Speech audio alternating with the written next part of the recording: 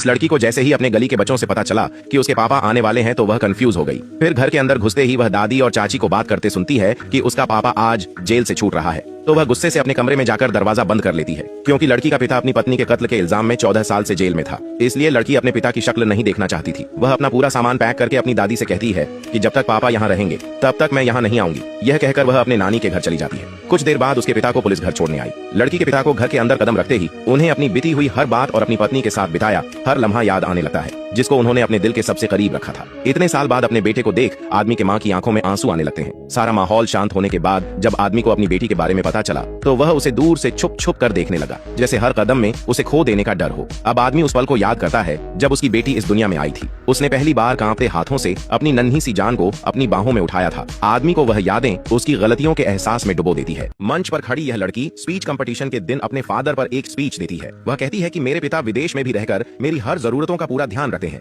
फिर बात चाहे मेरी खुशी की हो या दुख की, वह मेरे लिए किसी भगवान से कम नहीं है। लड़की की बातों में आत्मविश्वास के साथ साथ आंखों में गर्व का एक अटूट बंधन भी था। स्पीच खत्म होते ही तालियों की गूंज के साथ लड़की यह स्पीच कंपटीशन जीत जाती है। तभी टीचर लड़की से कहते हैं कि तुमने इस स्पीच से सबका दिल जीत लिया, लेकिन तुमने अपने पिता का नाम नहीं बताया। यह सुनते ही लड़की कुछ पल के लिए अपने